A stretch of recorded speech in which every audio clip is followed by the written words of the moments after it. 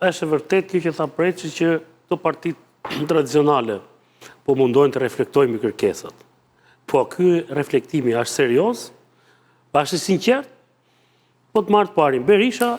Edhe sikur t'jeti sinqert. Nuk mund të bësh moti tani, edhe sikur t'ja 1 minutë. Edhe sikur t'jeti sinqert, 35 vjetë, ti nuk mund të më thuash mua. Po pa tjetër, Si një, pastaj 35 vjetë të tjera do më thuash një gjithë. Për që do më thënë kjo? Tani.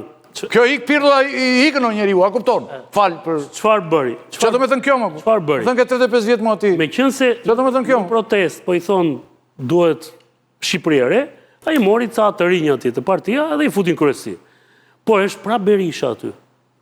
Në këtë moment, këdo që të fusje aty, aty nuk ka shpëtim, ajo parti ishte atrofizuar. Nga krau tjetër, me të drejtë Preçi thotë që mund të ketë lëvizje brenda partisë. Po përse ti je i vjetër, shef të Partia Socialiste, sa s'është më Partia Socialiste, fakt është parti drejtorësh. Po shef ma atje ti në një zë që mund të çohet? Harrosh. Unë mendoj që atje mund të ketë njerëz që marrin përsipër me po nuk janë përpunë, po mundohemi ti mbështesim, po nuk ka më Preçi.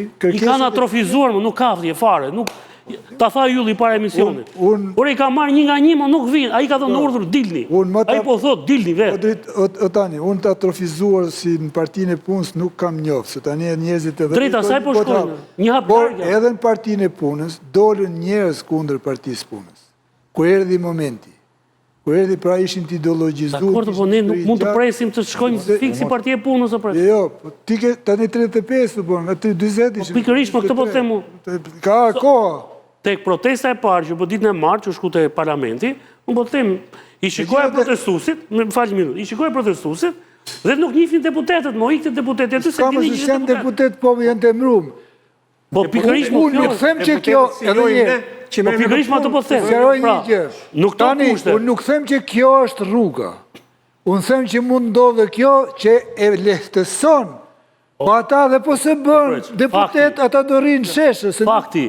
Unë e mendoj që ta nuk të rinjë. Fakti që mediat europiane po shojnë qytetarë shqiptarë që del dhe proteston për çështje midisore, kjo tregon një ndërgjegjësim shumë të lartë, duket e papër.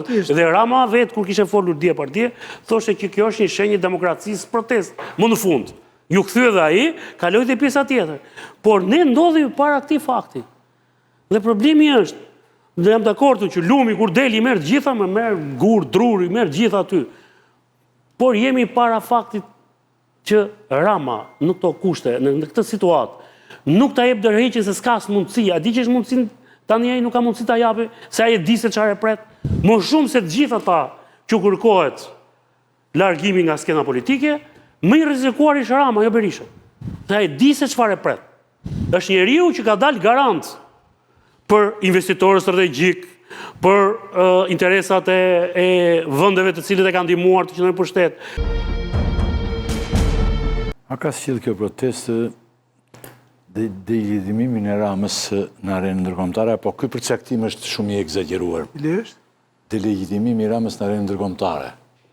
Është dhe ky problemi i Trumpit, që është futur në mes e të gjithë, dhe duket sikur kjo e krijon disavantazh. E ka rip përmasuar, po delegjitimim në është ajo, sepse ajo është kryeministër, pritet, po e ka nxjerrë një dritë tjetër, nuk është më Rama që ka qenë.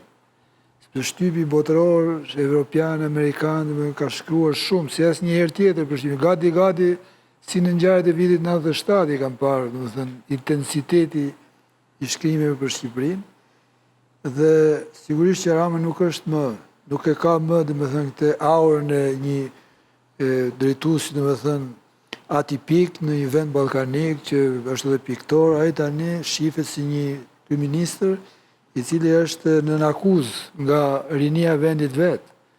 Edhe është i kontestuar nga një protestë që s'ditë ndalet.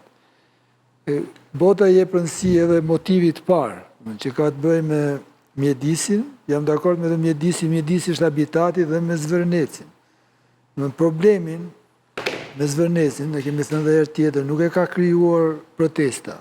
Problemi me ato që quhet pjesë e SBA-s. E ka krijuar vetë mënyra se si nisi, sepse historia e zvërnecit është sinteza perfekte. Dhe nga njerë është rasti, dhe më thënë, që e krijon atë sintezën perfekte, sinteza perfekte e personalizimit pushtetit nga një njeri si ta ketë feudin e vetë. Aty e gjenë, domethënë, edhe me porosit nuk e bën. Domethënë që toka, merre, kur del që toka është e minuar për me palishmëri. Dhe papritur domethënë nga ky lepur ferra vogël e Zverdecit, doli lepur i madh domethënë i familjes Trump i tjerë domethënë mbas tyre që janë bërë objekti një fushate të gjithë medjave kritike edhe me familjen e presidentit dhe me vetë presidentin. Dhe ata mendoj unë ndoshta edhe mallkojnë ditën kur erdhen këtu, sepse paka shumë kanë dashur të bëjnë diçka, po pa kaq shumë zhurmë apo jo. Megjithëse unë ylli kam pas gjithmonë mendimin dhe kam prapë që fëmijët e presidentit të superfuqisë botës nuk duhet të përfshihen në investimin e vende të vogla, vende dhe jo të vogla aleate, se krijojnë shumë konflikte interesi. Ata gjatë kohës... Vendes vogla tani se ti ai kam kriptomonedat kishe grirë. Jo, vetë ata kur hy. Janë tani se ai të grinë të gjallë po të gjeti ti tua. Dhe mund që fëmijët e tij ose një tafëmit e dhe shtetet nuk duhet që t'i joshin, që t'i investojnë gjatë kohës që babaj tyne ose vjeri tyre është... Që ti bën të kundër, dhe të shëqyra man hajtë, dhe kryon... Kini gati. Ata me zi prezin t'i tua tani. Pse? Sepse kërkon, si thuash, që të personalizoj dhe këtë gjë dhe t'a përdorë si një aset vetin për marrëdhënie me shtëpinë e bardhë. Pse? Sepse ka probleme këtu. Mirë, po vjen një moment që problemet shpërthejnë këtu. Dhe shpërthimi i problemeve këtu nuk ka shërim vetëm se këtu. Arlin të preqit dhe pas të kam një pyetje për ju dy. Ka një ridimensionim të figurës Edi Ramës në arenën ndërkombëtare. Pra, nëse deri vonë Edi Rama ishte lideri i një vendi në Ballkan që siguronte stabilitet, që po zhvillonte turizmin, po investohej, po zhvilloi vendi, ishin protestat e opozitës të erpashershme që bëheshin tituj në mediat botërore për shkak të molotovëve, dhe gjithsesi çdo kanceleri europiane thoshte opozita ka përballë, opozita kërkon pushtetin, ka arsyet e veta. Tani ka dalë populli në protest dhe populli artikulon çdo ditë më tepër të këqijat që ka bërë Edi Rama bashkë me majorancën në pushtet.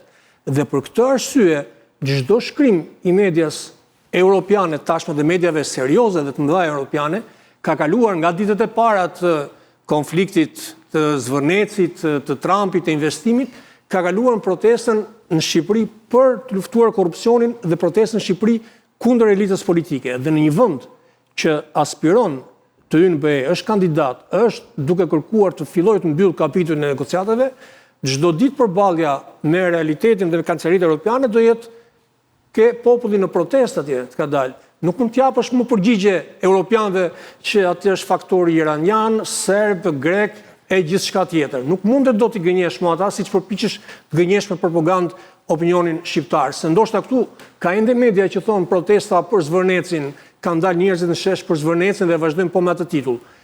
Në Europë, në Parlamentin Evropian që është bërë sërish çështje, nuk mund më të gënjesh apo të përpiqesh të ngresh alibin e ndikimeve të huaja në Shqipëri.